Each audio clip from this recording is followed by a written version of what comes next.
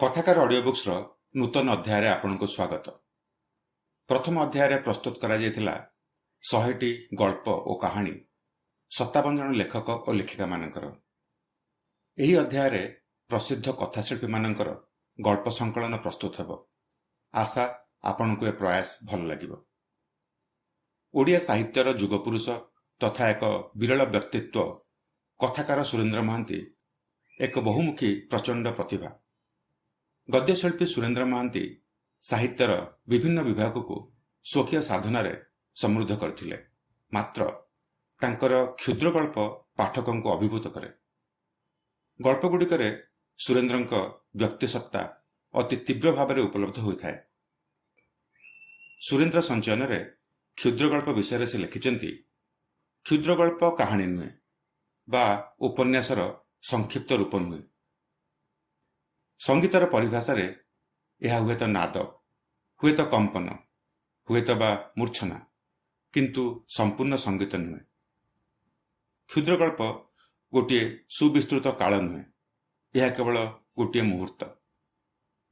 क्षुद्र गल्प गोटे जीवन चरित नुहे, यह जीवनर एक भग्नांश। यह अनंत विश्वर एक अणुवीक्षणिक चित्र, असीमर ससीम संकेत। सुरेंद्र महांती 13टी गल्प संकलन स्रष्टा।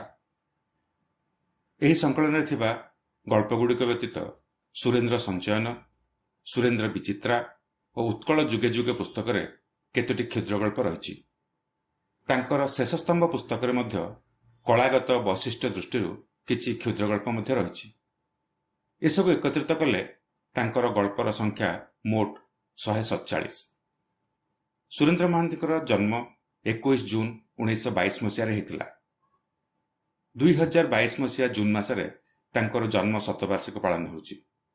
एही उपलक्ष्य कथाकार ऑडियो बुक्स और कथा सम्राट सुरेंद्र महांती मेमोरियल ट्रस्ट मिलित उद्यम लेखकर एक गल्पगुच्छर ऑडियो बुक प्रकाशित होची।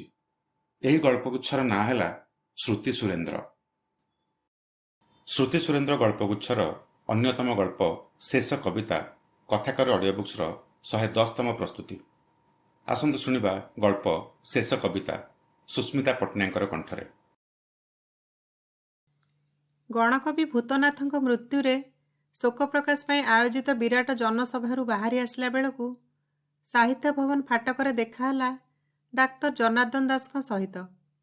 शोक सभारू फेरी से खूब दुख करथिले। भूतनाथ उपरे तांकर प्राय 100 टंकार औषध दाम आउ फीस बाकी रहीगला। आउ आदाय हेबार आशा कहीं। तापरे आउ जणे दुई जनक ठारू मध्य भूतनाथर मृत्युरे शोक प्रकाश शुणिथिली ऋण परिशोध पाइबार आशा बुड़ीगला बोली। मु सेमानकु सांत्वना दे कहिथिली जो ऋण परिशोध दिया जाए से सबु तो आउ ऋण नुहे। सेमाने समस्ते भ्रूकुंचन करथिले मोर उत्तर रे।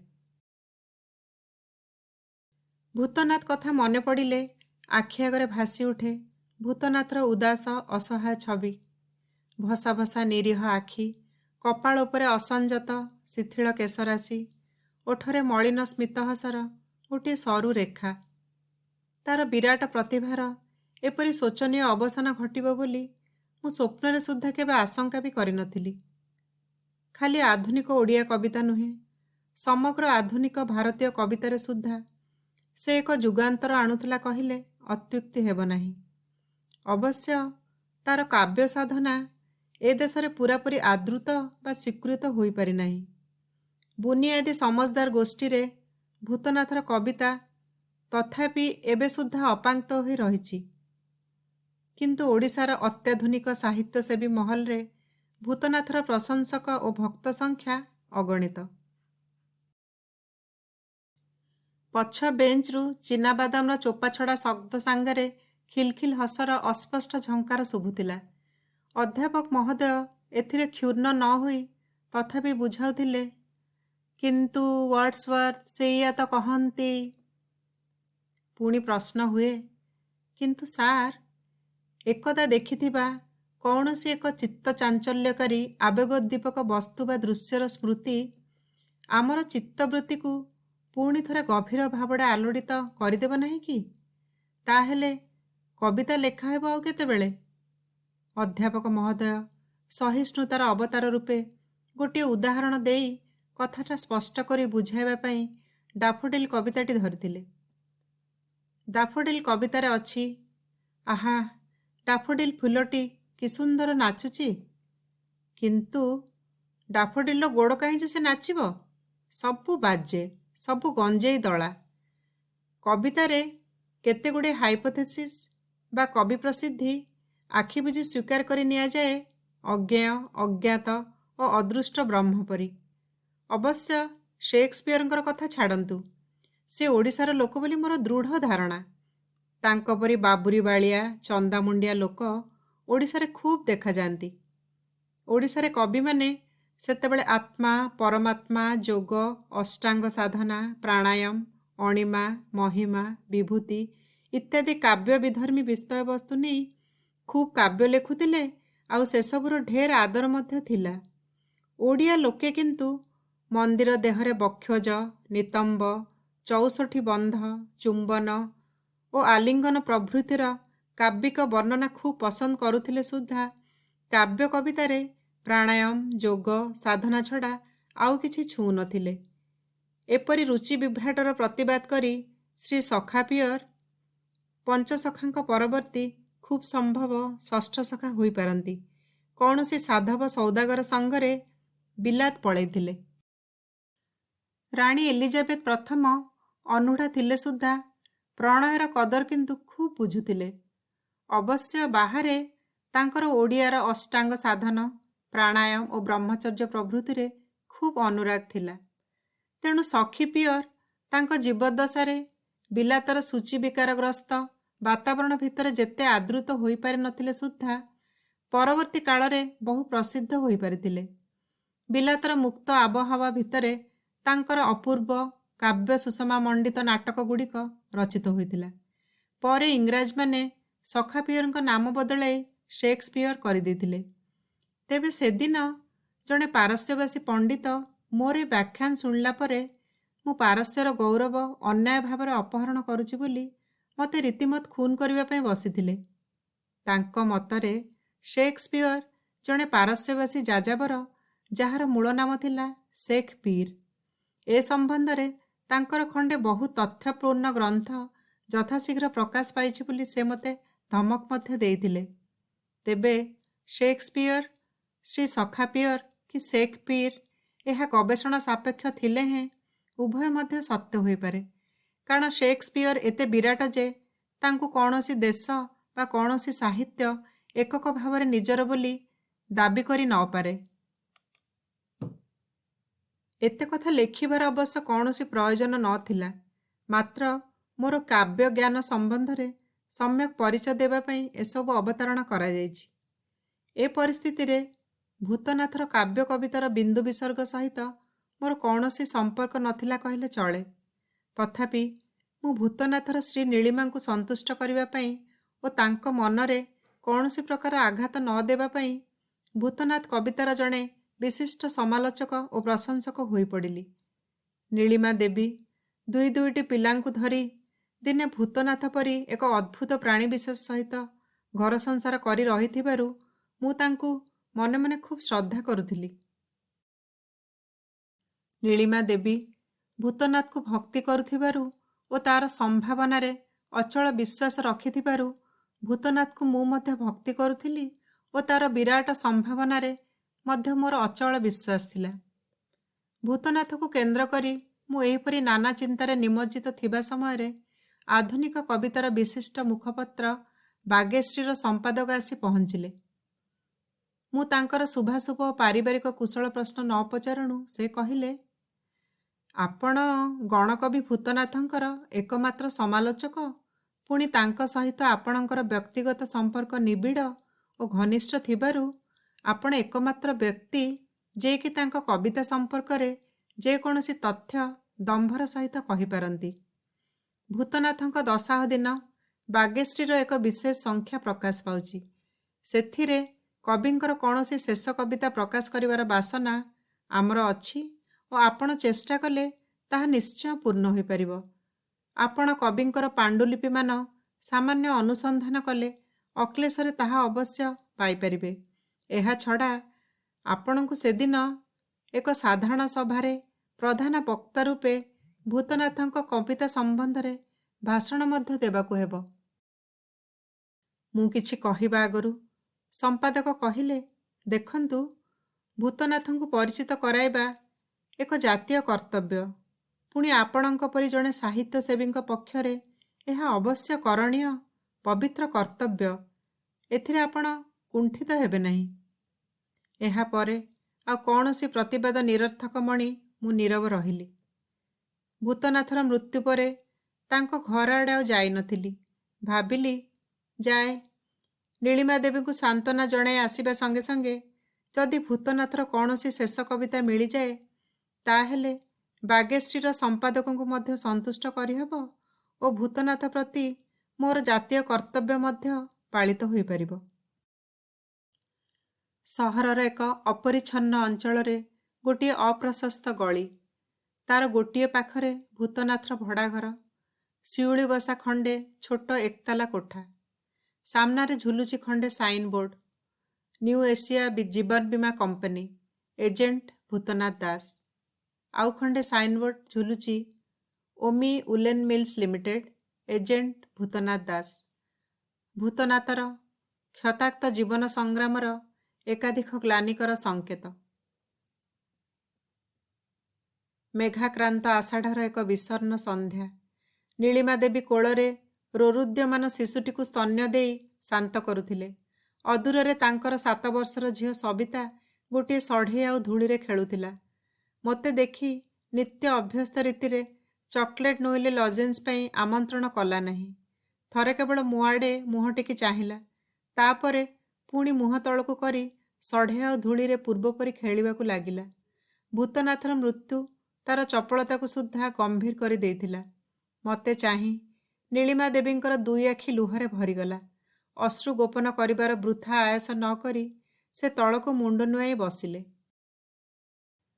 ମୁଁ ତାଙ୍କୁ କିଛି ନ କହି ଭୂତନାଥର ଏକଦା ବୈଠକଖାନା ଭିତରକୁ ପଶିଗଲି। ଟେବୁଲର ଉପରଟା ଚା କପ୍, ପୋଡ଼ା ସିଗାରେଟ୍ ଖଣ୍ଡ ପୂର୍ଣ୍ଣ ଆଶ୍ଟ୍ରେ, ପାଉଁଶ ଗୁଳ, କାଗଜ, ବହି ଓ ଧୂଳିରେ ପ୍ରାୟ ଅଦୃଶ୍ୟ। ଘର କୋଣରେ ବେତର ଖଣ୍ଡେ ଆର୍ମ ଚୌକି। ଭୂତନାଥ ଏଇଠି ଚୌକିରେ ପଡ଼ି ପଡ଼ି ଦିନରାତି ବହି ପଢ଼ୁଥିଲା। ତଳେ ଭୂତନାଥର ଚଟି ହଳକ ମଧ୍ୟ ରହିଥିଲା। ଚଟାଣ ଯାକ ଇତସ୍ତତ ହୋଇ ପଡ଼ିଥିଲା ଗଦା ଗଦା ବହି ଆଉ ଖବରକାଗଜ। ପେନ୍ସିଲ୍ ସିସାବୋଳା ମେଘାକ୍ରାନ୍ତ ଆକାଶରେ ଅସ୍ତଗାମୀ ସୂର୍ଯ୍ୟର କେଇ ଝଲକ ସ୍ୱର୍ଣ୍ଣାଭ ରଶ୍ମିରେଖା ମୃତ୍ୟୁ ଶଯ୍ୟାରେ ମୁମୂର୍ଷୁର ଓଠରେ କ୍ଷୀଣ ହସରେଖା ପରି ଖେଳିଗଲା। ମୁଁ ଅନ୍ୟମନସ୍କ ଭାବରେ ଟେବୁଲ ଉପରେ କାଗଜ ଆଉ ନାନା ଆବର୍ଜନାର ଗହଳି ଉପରେ ଥରେ ଆଖି ବୁଲେଇ ଗଲି। ହଠାତ୍ ମୋ ଦୃଷ୍ଟି ପଡ଼ିଲା ଲାଲ ରଙ୍ଗର ଖଣ୍ଡେ ବନ୍ଧେଇ ଖାତା ଉପରେ। ଭୂତନାଥର କୌଣସି ପାଣ୍ଡୁଲିପି ହୋଇଥିବ ଭାବି ବହୁ ଆଗ୍ରହରେ ତାକୁ ଫିଟାଇ ଦେଖିଲି।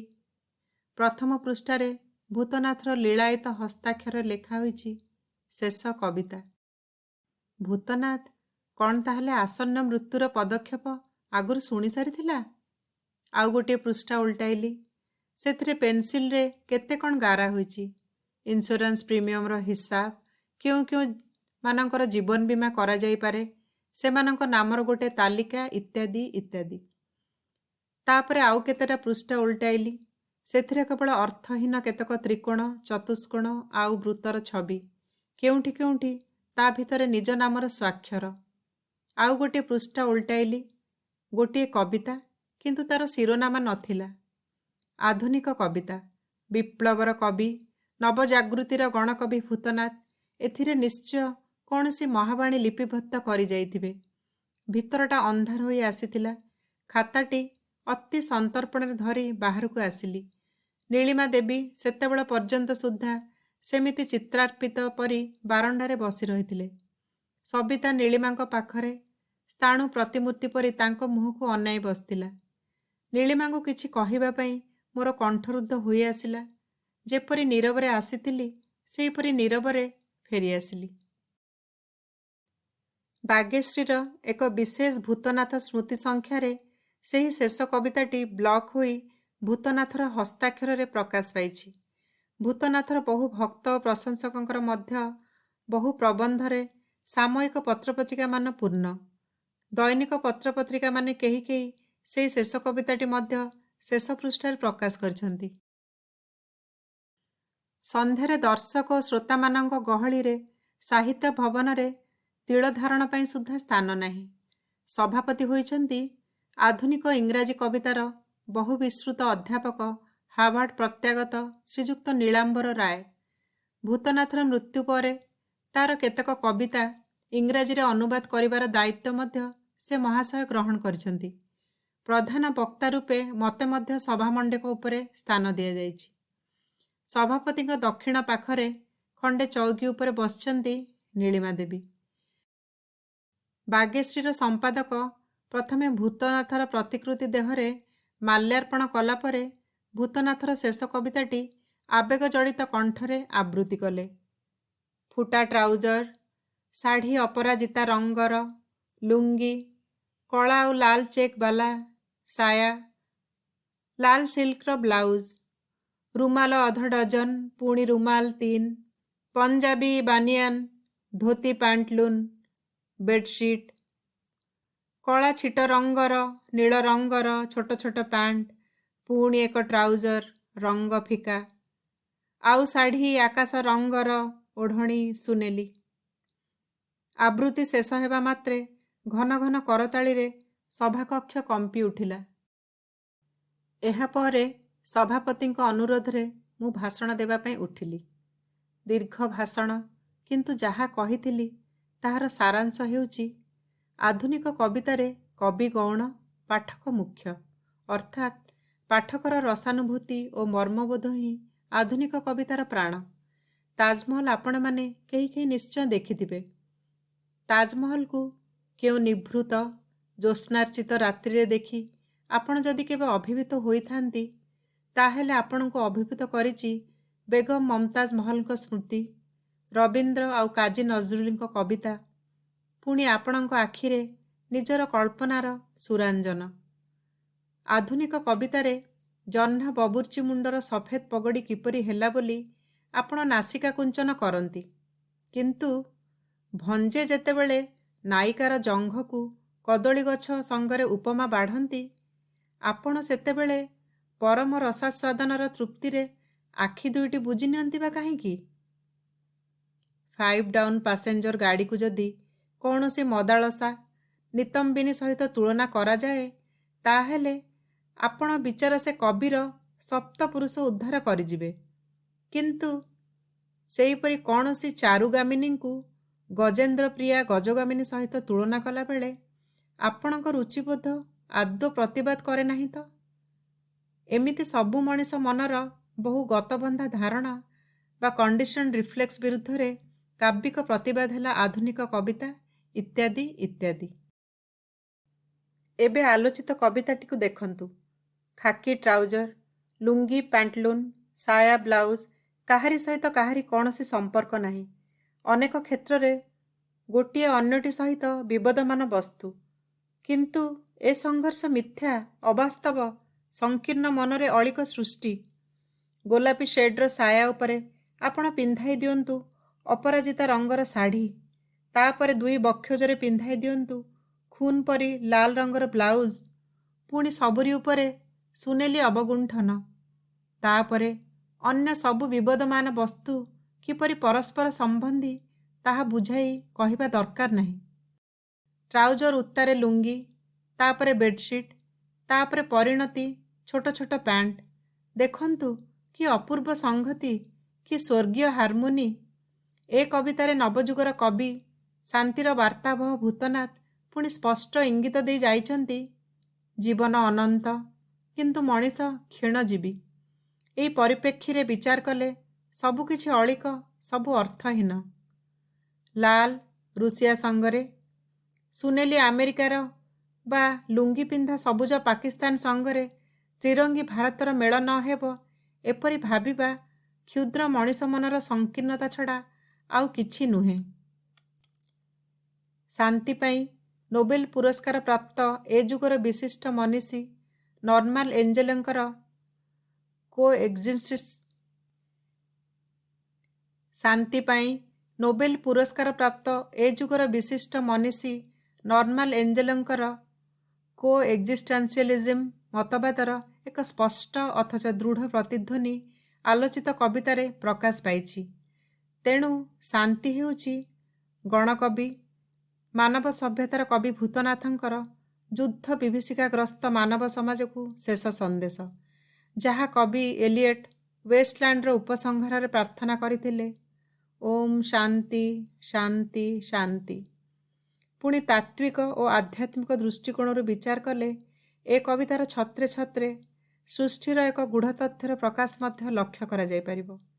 ବିଶୃଙ୍ଖଳା ଭିତରୁ ଶୃଙ୍ଖଳାର, ଅନୈକ୍ୟ ଭିତରୁ ଐକ୍ୟର ପ୍ରକାଶ ଆଲୋଚିତ କବିତାରେ ଯେପରି ରୀତିରେ ପ୍ରକାଶ ପାଇଛି ତାହା ଯଥାର୍ଥରେ ଅନବଦ୍ୟ। ଘନ ଘନ କରତାଳି ମଧ୍ୟରେ ମୋର ଭାଷଣ ଶେଷ ହେଲା। ସଭା ଶେଷ ହେବା ପରେ ନୀଳିମା ଦେବୀଙ୍କୁ ମୋ ଗାଡ଼ିରେ ବସାଇ ତାଙ୍କ ଘରେ ଛାଡ଼ିଦେଇ ଆସିବା ପାଇଁ ମୁଁ ଅନୁରୋଧ କଲି। ନୀଳିମା ଦେବୀ ନୀରବରେ ମୋର ଅନୁରୋଧ ରକ୍ଷା କରି ଗାଡ଼ି ଭିତରକୁ ଆସିଲେ। କିଛି ଦୂର ଆସିଲା ପରେ ଗୋଟିଏ ମୋଡ଼ରେ ଗାଡ଼ି ଷ୍ଟିଅରିଂ ବୁଲାଇଲା ବେଳେ ନୀଳିମା ଦେବୀ ପଛ ସିଟ୍ରୁ ପଚାରିଲେ, ଆପଣ ତାଙ୍କର ସେ କବିତାଟି କେଉଁଠୁ ପାଇଲେ? କବିତାର ପାଣ୍ଡୁଲିପି ମୁଁ ଯେଭଳି ଭାବରେ ଅପସାରିତ କରିଥିଲି ତାହା କାହାରି ପକ୍ଷରେ କଦାପି ସମ୍ମାନଜନକ ହୋଇନପାରେ। ତେଣୁ ମୁଁ ଅପରାଧୀ ପରି ନୀରବ ରହିଲି। ନୀଳିମା ଦେବୀ ପୁଣି ପଚାରିଲେ, ଏବେ ସେ ପାଣ୍ଡୁଲିପିଟା କେଉଁଠି ଅଛି? ମୁଁ କହିଲି, ମୁଁ ତାକୁ ବହୁ ଯତ୍ନରେ ମୋ ପାଖରେ ରଖିଛି। ନୀଳିମା ଦେବୀ ପୁଣି କହିଲେ, ମୁଁ ଏବେ ସେ ପାଣ୍ଡୁଲିପିଟା ଦେଖିବାକୁ ଚାହେଁ। କଣ୍ଠରେ ତାଙ୍କର ଅନ୍ୟକୁ ଆଘାତ ଦେଲା ଭଳି ଅସ୍ୱାଭାବିକ ରୁକ୍ଷତା। ମୁଁ ଭାବିଲି, ତାଙ୍କର ଉତ୍ତରାଧିକାର ମୁଁ ଲୁଣ୍ଠନ କରିଛି ବୋଲି ସେ କ୍ଷୁର୍ଣ୍ଣ ହୋଇଛନ୍ତି। ଆଉ ଯୁକ୍ତି କରି କୌଣସି କଥା ବୁଝାଇବା ସମୀଚୀନ ନୁହେଁ ଭାବି ମୁଁ ନୀରବ ରହିଲି। ମୋ ଘର ସାମ୍ନାରେ ନୀଳିମା ଦେବୀ ମଟରରୁ ଓହ୍ଲାଇ ପଡ଼ି ପଚାରିଲେ, ପାଣ୍ଡୁଲିପିଟା ଏବେ ଦେଖାଇବାରେ କିଛି ଅସୁବିଧା ଅଛି? ମୁଁ କହିଲି, ବାଃ, ଅସୁବିଧା କ'ଣ ଥାଇପାରେ? ପାଣ୍ଡୁଲିପି ଆପଣଙ୍କର, ଆପଣ ସଙ୍ଗରେ ତା ନେଇଯାଇପାରନ୍ତି। ନୀଳିମା ଦେବୀ କିଛି ନ କହି ମୋ ପଛେ ପଛେ ଲାଇବ୍ରେରୀ ଭିତରକୁ ଆସିଲେ। ମୁଁ ଗୋଟିଏ ଲୁହା ଦରଜା ଭିତରୁ ସେଇ ସଯତ୍ନ ରକ୍ଷିତ ପାଣ୍ଡୁଲିପିଟିକୁ କାଢ଼ି ନୀଳିମା ଦେବୀଙ୍କ ହାତରେ ବଢ଼ାଇ ଦେଲି। ନୀଳିମା ଦେବୀ ଧୀରେ ଧୀରେ ଖାତାର ପୃଷ୍ଠାଗୁଡ଼ିକ ଓଲଟାଇ ସେଇ କବିତା ସ୍ଥାନରେ ଆସି ପହଞ୍ଚିଲେ। ଭୂତନାଥର ମୃତ୍ୟୁ ପରେ ନୀଳିମା ଦେବୀଙ୍କ ଶୁଖିଲା ମୁହଁରେ ମୁଁ ଏ ପ୍ରଥମ ଥର ପାଇଁ ହସର ଝଲକ ଦେଖିଲି। ଏ କୀର୍ତ୍ତିସ୍ତମ୍ଭ ସମ୍ମୁଖରେ ଯେକୌଣସି ଆତ୍ମୀୟ ସ୍ୱଜନ ଗୌରବୋତ୍ଫୁଲ୍ଲ ହେବା ସ୍ୱାଭାବିକ। ନୀଳିମା ଦେବୀ ମୋତେ ଦେଖି ପଚାରିଲେ, ସେ ନିଜେ ଧୋବାର ଲୁଗା ହିସାବ ରଖୁଥିଲେ, ଆପଣ ଜାଣିଥିଲେ କେବେ? ମୁଁ ଆକାଶରୁ ପଡ଼ିଲା ପରି ପଚାରିଲି, ମାନେ? ଆପଣ କ'ଣ କହିବାକୁ ଚାହାନ୍ତି? ଏଇଟା କବିତା ନୁହେଁ, ଧୋବା ହିସାବ? ନୀଳିମା ଦେବୀ ଖାତାଟା ଟେବୁଲ ଉପରେ ଫିଙ୍ଗି ଦେଇ ବାହାରକୁ ଚାଲି ଆସିଲେ।